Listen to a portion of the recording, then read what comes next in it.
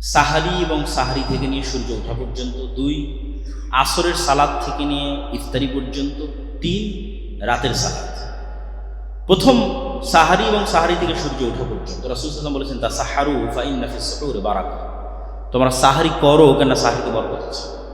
সাহারিকে culture বানাতে হবে, সংস্কৃতি বানাতে হবে। ওসমান হাদি বলতো যে আমরা সংস্কৃতির লড়াই করতে চাই।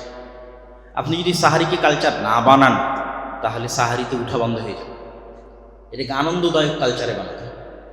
সবাই সবাইকে ডাকবে, উঠবে, সাহারিতে রান্না করবে, রান্না করে খাবে, যেটা আমাদের আগে গ্রামে দেখা যেত। এখন অনেকটাই দেখা যাচ্ছে যে সাহারি আমরা অনেকেই করতেই ইচ্ছুক না, উঠতেও ইচ্ছুক না, উঠে রান্না করতে ইচ্ছুক। সাহারিতে উঠার অভ্যাস করতে হবে, সাহারিকে কালচার বানাতে হবে এবং সাহারিতে খেতে হবে রাসূল সাল্লাল্লাহু আলাইহি ওয়াসাল্লামের সুন্নাহ। পরের কথা হচ্ছে, সাহারির পরে ফজরের সালাতের পরে ঘুমানোর যে বদ অভ্যাস আমরা সবাই রপ্ত করে ফেলেছি। এই বদ অভ্যাস থাকলে রমজান মাসকে ভালোভাবে কাজে লাগানো যাবে, খুব উপকারীভাবে আপনি কাজে লাগাতে পারবেন না, কেননা সব বরকত সকালে থাকে। একদিন সকালকে কাজে লাগিয়ে দেখেন কি পরিমাণ সময়কে আপনি কাজে লাগাতে পারছেন, কত কাজ আপনি সারাদিনে করতে পারছেন, কত কি আপনি শিখতে পারছেন। একদিন করে দেখেন। আপনি সকালে ঘুমাবেন না, তা সূর্য ওঠার পরপরই ঘুমিয়ে যান। সূর্য খুব দ্রুতই উঠে। ফজরের সালাতের পর হয়তো সর্বোচ্চ 1 ঘন্টা পরে সূর্য উঠে, 40-45 1 ঘন্টা 100 ঘন্টার মধ্যে সূর্য উঠে। সূর্য উঠা পর্যন্ত অপেক্ষা করার পর আপনি রেস্ট নিতে পারেন। যে ঘুমটা আমরা প্রয়োজন মনে করি, যে রমজান মাসে আমরা একটু ঘুমাতে চাই, তাহলে বেশি উত্তম হবে যদি সাহারির পরে না ঘুমানো যায়, ফজরের পরে না ঘুমানো যায়, অন্তত সূর্য ওঠা পর্যন্ত। তারপরে যদি হালকা রেস্ট নেওয়া যায়, এটা একটা সময়। এই সময়টাকে কাজে লাগালে আপনি পুরো রমজানকে শতভাগ কাজে লাগাতে পারেন। দ্বিতীয় সময় আসরের পর থেকে নিয়ে মাগরিব পর্যন্ত। রমজানে ইবাদত করতে চাইলে ব্যস্ততা কমাতে হবে, রমজানে ইবাদত করতে চাইলে কাজ কমাতে হবে। যে ব্যবসায়ী তাকে চিন্তা করতে হবে সামনে রমজান আসতেছে, কিভাবে আমি সকল কাজ আগেই কমপ্লিট করে রাখবো যেন রমজানে আমি ঠিক মতো কাজ করতে পারি। যার অফিস আছে, যার স্কুল আছে, শিক্ষা প্রতিষ্ঠান আছে, ডেইলি চাকরি আছে, তারাও একটা প্ল্যান রাখবে যে কিভাবে আমি রমজানে কাজ কমিয়ে নিয়ে আসতে পারি। রমজানে কাজ কমিয়ে নিয়ে এসে আসরের পর থেকে না মাগরিব পর্যন্ত এই সময়টা পুনরায় কোরআন তেলাওয়াত হোক, জিকির আজকার হোক, তাসবিহ তাহলিল হোক, এটাতে ব্যয় করতে হবে। কেন আপনি ফজরের পর থেকে নিয়ে সূর্য ওঠা পর্যন্ত যদি একই জায়গায় বসে থেকে জিকির আজকার, তাসবিহ তাহলিল, কোরআন তেলাওয়াত, কোরআন শিখায় ব্যয় করেন এবং ওই সেম জায়গায় সূর্য ওঠার পর যদি আপনি 2 রাকাত সালাত আদায় করে উঠে আসেন, তাহলে আপনি কবুল হজের সমান নেকি পাবেন। তো অনেক বড় ফজিলত। তো এইটার কোনো রহস্য আছে দেখি তো এত বড় ফজিলত দেওয়া আছে, এটা কঠিন দেখেই এত বড় ফজিলত দেওয়া আছে। ফজিলতের পিছনে অবশ্যই যেগুলোতে বেশি ফজিলত দেওয়া আছে সেগুলো এত সহজ না। মানুষের জন্য কঠিন দেখেই ফজিলত দেওয়া আছে, উপকারী দেখেই উৎসাহিত করা আছে। তো আসরের পর থেকে মাগরিব পর্যন্ত এই সময়ে এত ইফতারির আয়োজন, এত খাবার দাবারের আয়োজন, এগুলো একটু কমাতে হবে। অর্থ অপচয় কমাতে হবে, কমিয়ে এই সময়টাও জিকির আজকার, তাসবিহ তাহলিলে ব্যয় করতে হবে। এবার 3 নাম্বার হচ্ছে রাতের সালাত। রাতের সালাতের ক্ষেত্রে যারা নিয়মিত তাহাজ্জুদের সালাতে অভ্যাসী, অথবা যাদের কনফিডেন্স আছে যে আমি শেষ রাতে উঠতেই পারবো, সে জামাতে তারাবি আদায় না করলেও কোনো সমস্যা নেই। বরং তার জন্য এটাই উত্তম যে সে শেষ রাতে উঠে একা একই লম্বা তেলাওয়াতের মাধ্যমে, লম্বা সালাতের মাধ্যমে তাহাজ্জুদের সালাত আদায় করবে এবং তারপরে তাহাজ্জুদ শেষে বেতের শেষে সে সাহারি করবে।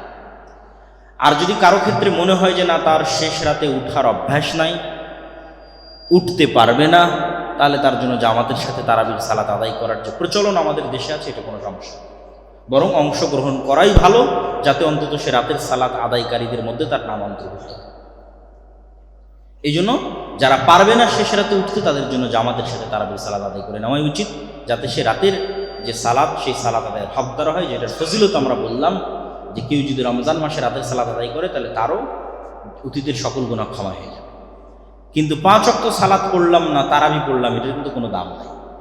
এই জন্য আমরা বক্তব্য, সবচেয়ে জরুরি কাজ 1 নম্বর 5 ওয়াক্ত সালাত। রমাজানের সবচেয়ে জরুরি কাজ 2 নম্বর কোরআন তেলাওয়াত। তারপরে ধারাবাহিকভাবে এগুলো আসতেছে। 3 নম্বরে আসতে পারে রাতের সালাত, তারাবির সালাত। 5 ওয়াক্ত সালাতে নাই, তারাবির সালাতের কোনো কাজ নেই। 5 ওয়াক্ত সালাতে থেকে আমি তারাবির সালাত আদায় করতেছি, আমি ফজিলত পাবো ইনশাআল্লাহ।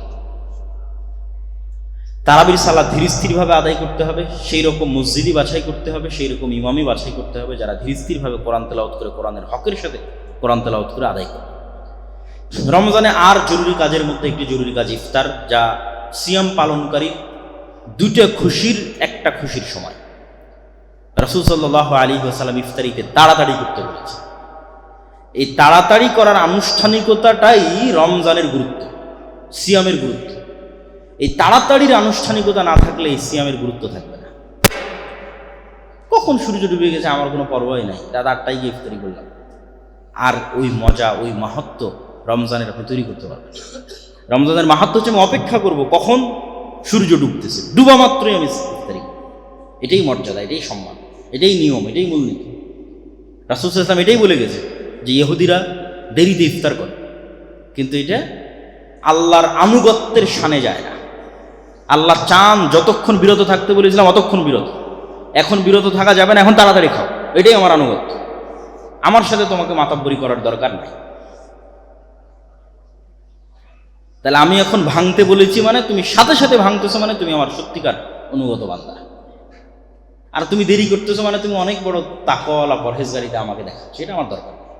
আমার কথার সাথে সাথে অনুসরণই হচ্ছে আল্লাহর আনুগত্য। এই জন্য ইফতারিতে দেরি করা যায়, কোনো সতর্কতামূলক দেরি বলে কিছু নেই। 2-3 মিনিট 3-4 মিনিট আগে করবো এরকম না। সূর্য ডুবার যে নির্ধারিত সময় এখনকার প্রযুক্তির মাধ্যমে খুব ভালোভাবে আমরা জানতে পারি, সেটির সাথে সাথে আমাদের ইফতার করা সুন্নাহ। রমজান মাসে আর যে সমস্ত জরুরি কাজে আমরা যুক্ত হয়ে থাকি অথবা হতে চাই অথবা হতে পারি, তার একটি হচ্ছে ইতিকাফ, তার একটি হচ্ছে লাইলাতুল কদর, তার একটি হচ্ছে যাকাত। যদিও এগুলো প্রত্যেকটার উপরেই আলাদা আলাদা আলোচনা করা যাবে, সংক্ষিপ্ত করে আমি বলে নিচ্ছি। লাইলাতুল কদর এবং ইতিকাফ এই দুটো রমজানের শেষ 10 দিনের সাথে সম্পৃক্ত। আমরা অনেকেই মনে করি যে আমরা ইতিকাফে বসলাম, বসে বই পুস্তক পড়ব, বক্তব্য শুনব। এটা করা ঠিক নয়। রমজানে কালামুন নাসের সাথে কোনো সম্পর্ক নাই, রমজানে মানুষের কথার সাথে কোনো সম্পর্ক, মানুষের লেখা বইয়ের সাথে কোনো সম্পর্ক। রমজানে লাইলাতুল কদর হোক, রমজানে ইতিকাফ হোক, শুধু কালামুল্লাহ, আল্লাহর কালামের সাথে সম্পর্ক। আল্লাহর কালাম বুঝার চেষ্টা করা, আল্লাহর কালাম পড়ার চেষ্টা করা। বাকি 11 মাস বড় বড় আলেম ওলামার বক্তব্য শোনারও সময় আছে, বড় বড় আলেম ওলামার বই পড়ারও সময় আছে, কিন্তু রমজান শুধু আল্লাহর কালাম, শুধু আল্লাহর বাণী। এই জন্য ইতিকাফে বসলেও বড় ইবাদত কোরআন তেলাওয়াত।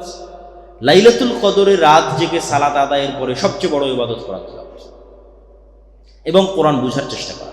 আফালা ইয়াতাদাব্বারুনাল কোরআন আম আলা কুলুবিহিম আকফালুহা, তারা কি কোরআন বুঝার চেষ্টা করে না, না তাদের অন্তরকে তালাবদ্ধ করা হয়েছে? খাতামাল্লাহু আলা কুলুবিহিম, না তাদের অন্তরে মোহর মারা হয়েছে? কোরআন বুঝার চেষ্টা করতে হবে। রমজানের জরুরি কাজগুলোর মধ্যে লাইলাতুল কদরে পরিবার সহ রাত্রি জাগরণ করা, ইতিকাফে বসা এবং হিসাব করে পুঙ্খানুপুঙ্খরূপে যাকাত বের করা। যাকাতের গুরুত্ব, যাকাতের তাৎপর্য এবং যাকাতের হিসাবের উপর আমরা আরেকদিন বিস্তারিত আলোচনা করব। তবে সংক্ষিপ্ত এতটুকু যে সবগুলোর পিছনে মূল উদ্দেশ্য তাজকিয়াতুন নাফস, অন্তরকে পরিশুদ্ধ করা।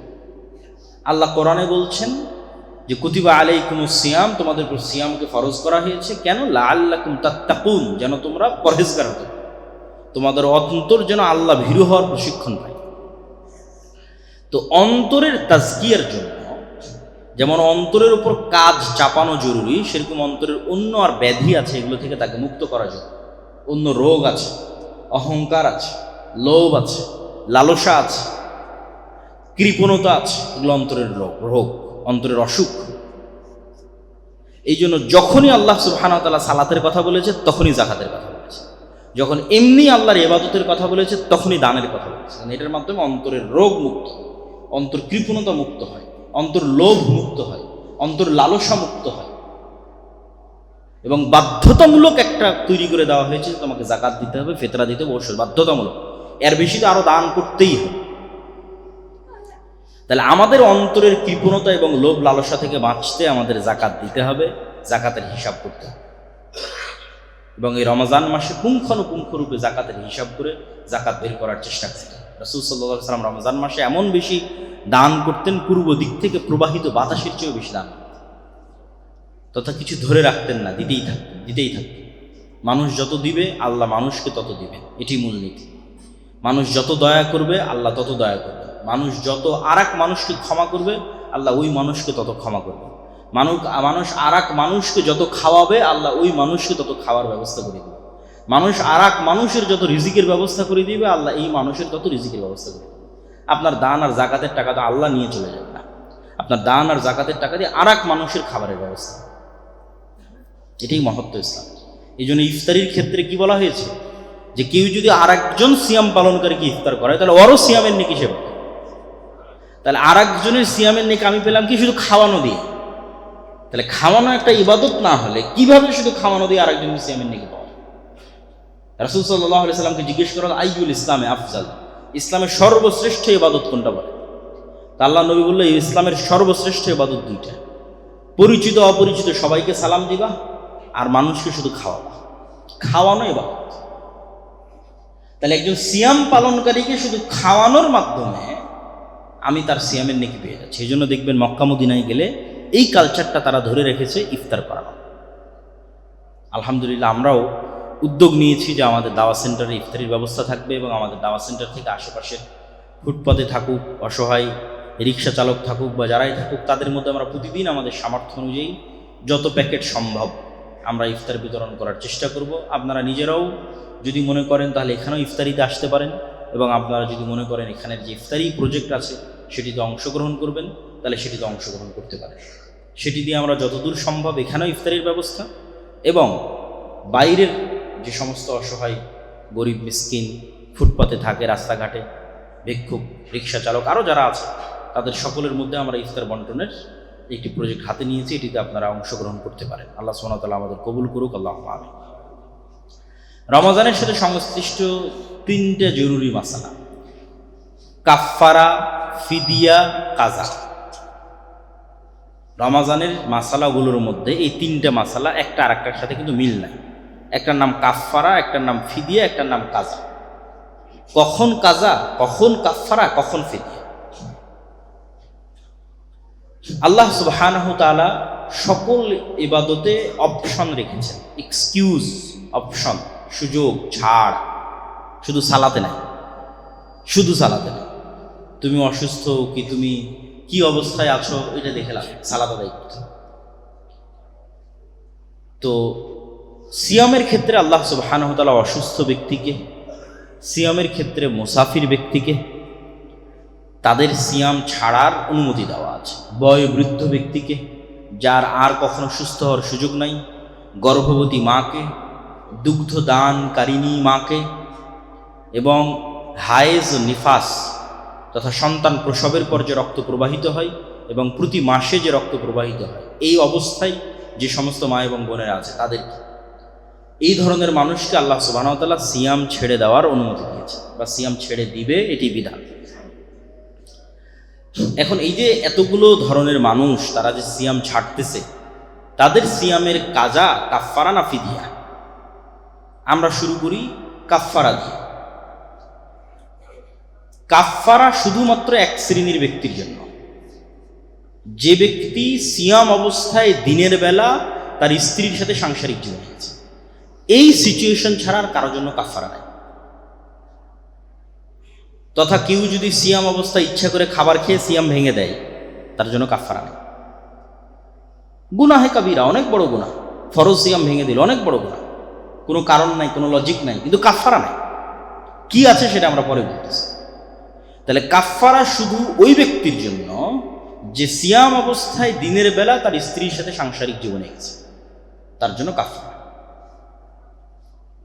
এই কাফফারা এক টানা 60 দিন সিয়াম পালন করা, এক টানা, বিরতি ছাড়া, বিরতিহীন এক টানা 60 দিন সিয়াম পালন, অথবা 60 জন মিসকিনকে খাওয়া, অথবা গোলাম আজাদ করা। যেটা আমি বলেছি যে সিয়ামের মাধ্যমে গুনাহের কাফফারা হয়, অর্থ আদায়ের মাধ্যমে গুনাহের কাফফারা হয়। এখানে তিনটের কিন্তু দুইটা অর্থ আর একটা সিয়াম।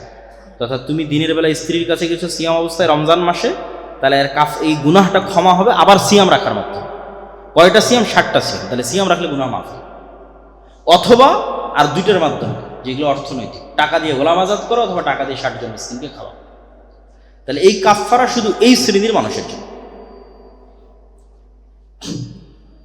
কাজা, এই কাফফারা বাদে আর যে কোনো কারণে কেউ সিয়াম ভেঙেছে এবং পুনরায় সিয়াম রাখার সামর্থ্য আছে,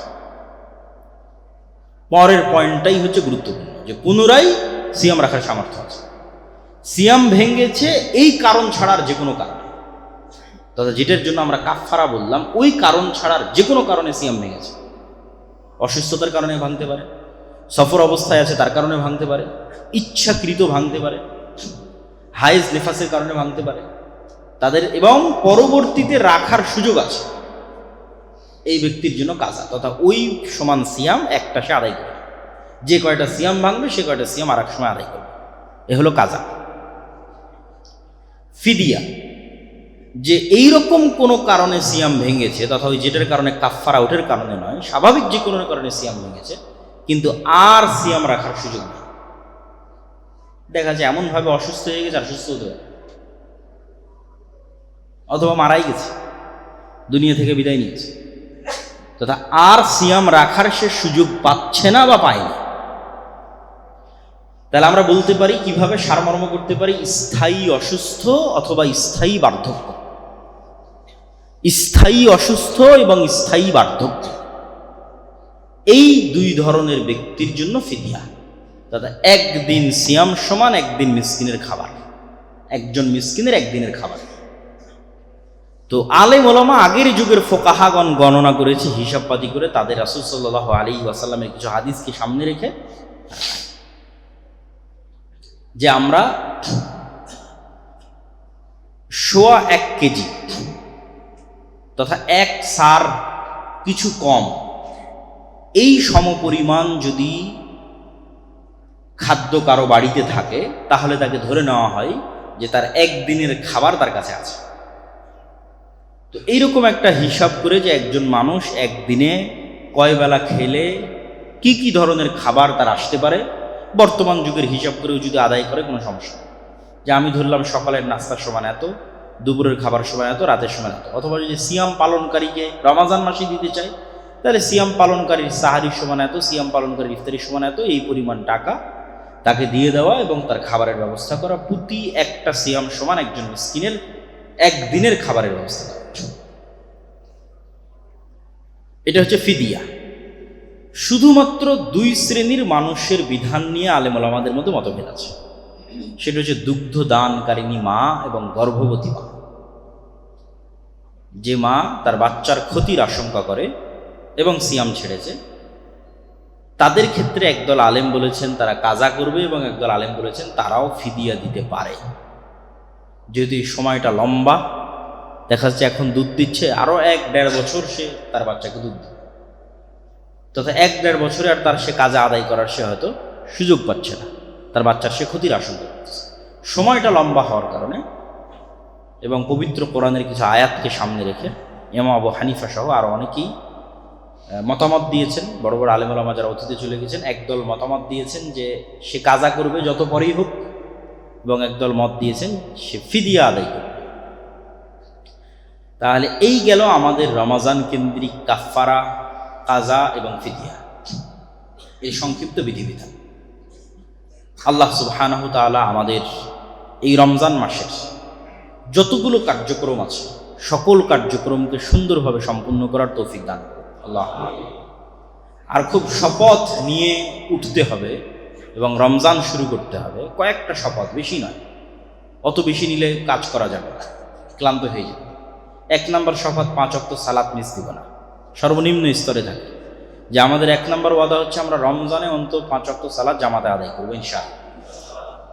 2 নম্বর শপথ হচ্ছে রমজানে আমরা অন্তত কোনো প্রকার গুনাহে লিপ্ত হব না ইনশাআল্লাহ।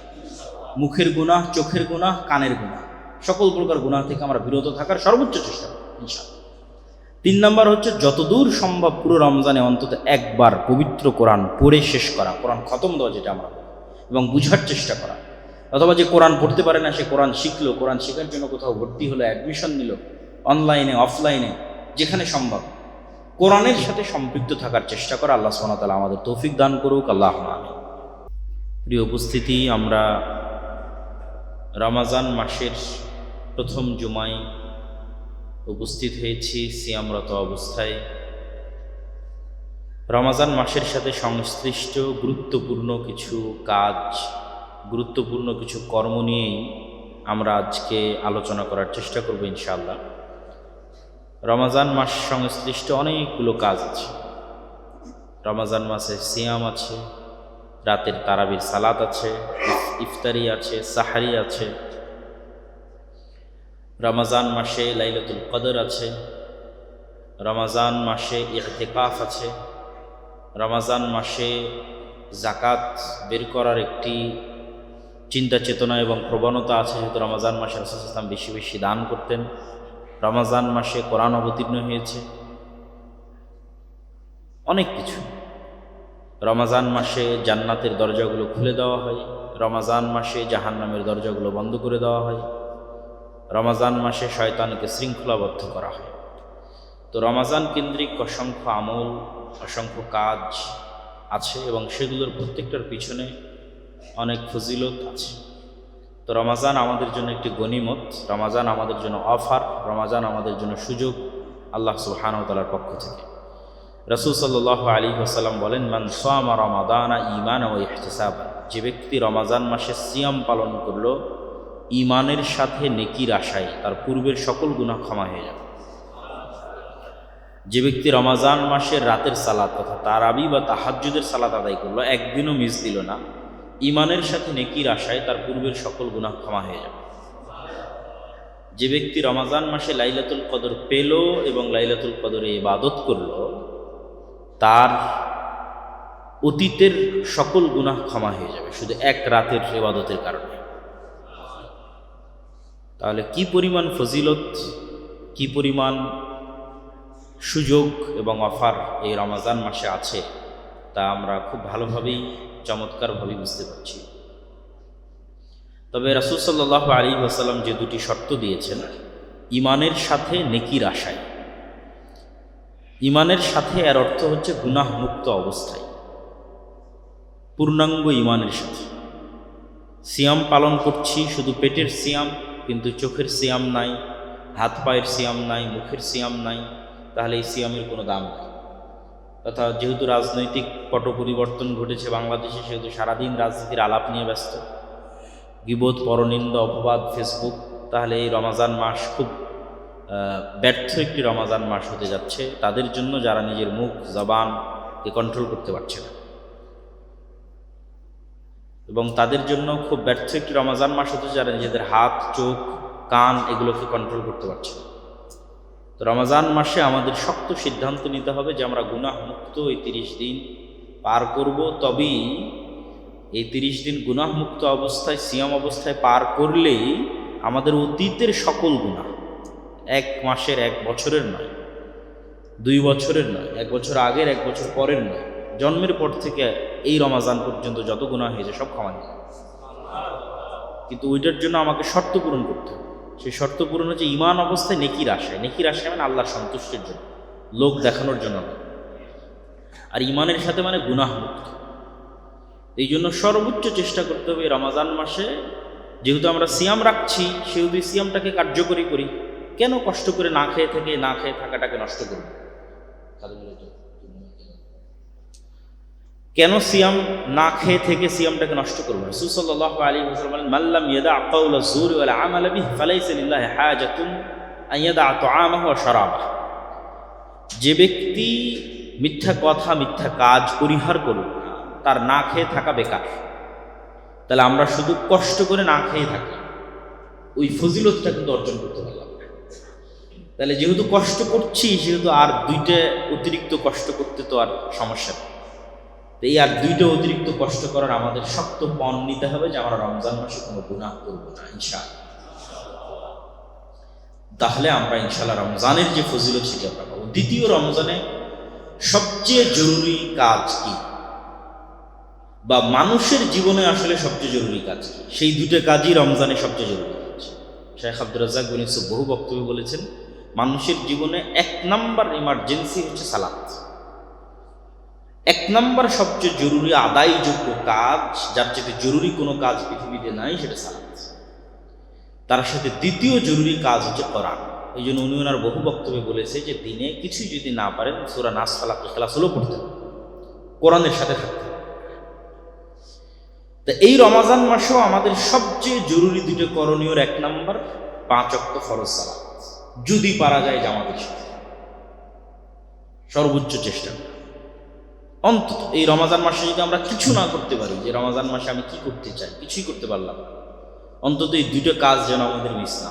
1, আমরা সালাত মিস দিব না, চেষ্টা করবো 5 ওয়াক্ত সালাত জামাতের সাথে আদায় করার। 2, কোরআন। কেননা এই রমাজানের যত বরকত, যত ফজিলত সব কোরআনের কারণে।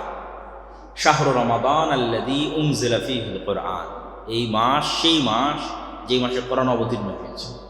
ইন্না আনজালনাহু ফী লাইলাতিল কদর, আর আমরা কোরআনকে অবতীর্ণ করেছি লাইলাতুল কদর। তাহলে লাইলাতুল কদরের শ্রেষ্ঠত্ব কোরআনের কারণে, রমাজানের শ্রেষ্ঠত্ব কোরআনের কারণে, মুহাম্মদ সাল্লাল্লাহু আলাইহি ওয়াসাল্লামের শ্রেষ্ঠত্ব কোরআনের কারণে, উম্মতে মুহাম্মাদের শ্রেষ্ঠত্ব কোরআনের কারণে।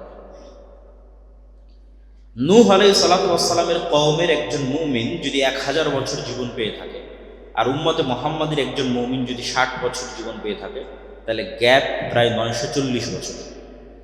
তাহলে নূহ আলাইহিস সালাতু ওয়াস সালামের কওমের একজন মুমিনের 940 বছরের ইবাদতকে উম্মতে মুহাম্মাদের একজন মাত্র 60 বছরের ইবাদত দিয়ে কিভাবে পার করবে?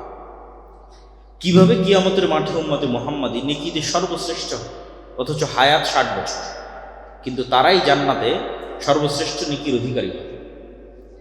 অথচ তাদের অতীতে যারা চলে গেছে তাদের হায়াত 900 বছর, 1000 বছর, 1500 বছর, তাহলে সে 1000 বছর ইবাদত করেছে, 900 বছর ইবাদত করেছে। তো বলছে লাইলাতুল কদরি খায়রুম মিন আলফি শাহর, লাইলাতুল কদরের 1 রাতের ইবাদত 1000 মাসের ইবাদতের চেয়ে শ্রেষ্ঠ। 1000 মাসের ইবাদতের সমান বলা হয়, 1000 মাসের ইবাদতের চেয়ে শ্রেষ্ঠ। তাহলে এইটার কারণ হচ্ছে কোরআন।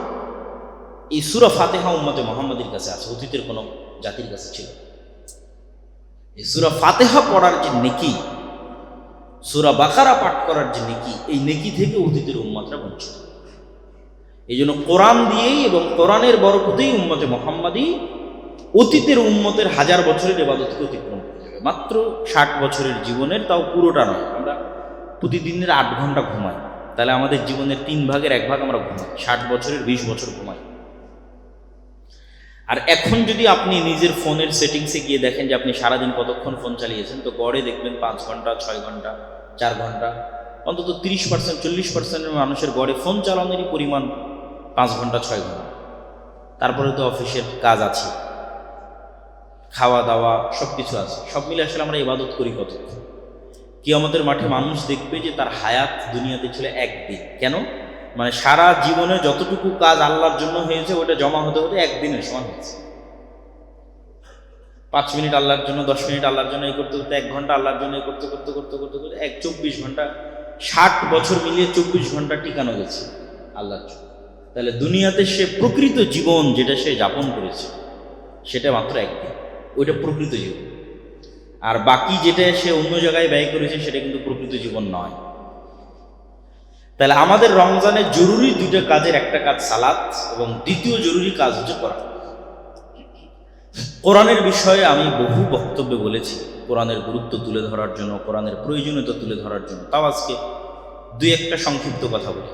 আল্লাহ রাসূল সাল্লাল্লাহু আলাইহি ওয়াসাল্লাম বলছেন, প্রত্যেক মানুষের কিছু ক্লোজ সার্কেল থাকে। যেমন আমরা গত সরকার বলি, এই সরকার বলি, সব সরকারেরই দেখা যাচ্ছে যে প্রধানমন্ত্রী হয় তার নিজস্ব একটা ক্লোজ সার্কেল থাকে।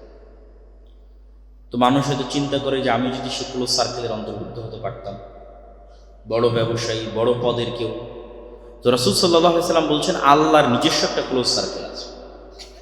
আল্লাহ সুবহানাহু ওয়া তাআলার ফ্রেন্ড, আল্লাহ সুবহানাহু ওয়া তাআলার ওয়ালি, আউলিয়াউর রহমান, আল্লাহর বন্ধু, যারা আল্লাহ সুবহানাহু ওয়া তাআলার অতি নিকটে থাকবে এবং অতি ক্লোজ, অতি কাছে থাকবে, তারা হচ্ছে আহলুল্লাহ। তাদের নাম দেওয়া হয়েছে আহলুল্লাহ, তারা আল্লাহর লোক। যে অমুক হচ্ছে প্রাইম মিনিস্টারের লোক, অমুক কিন্তু কমিশনারের লোক, অমুক অমুকের লোক, এটা একটা সম্মান, পাওয়ার। তাহলে কেউ পৃথিবীতে কিছু মানুষ আছে যারা কার লোক? আল্লাহ। তারা হচ্ছে যারা কোরআনের সাথে সবসময় উঠা বসা করে। আল্লাহু আকবার। যাদের উঠা বসা চলাফেরা কোরআনের সাথে, তারা আল্লাহ, তারা আল্লাহর খুব কাছের আউলিয়া ওর রহমান। রাসূল সাল্লাল্লাহু আলাইহি ওয়াসাল্লাম বলেছেন, আল কোরআন হুজ্জাতুল লাকুম আও আলাইকুম, কোরআন তোমাদের পক্ষে দলিল অথবা তোমাদের বিপক্ষে দলিল।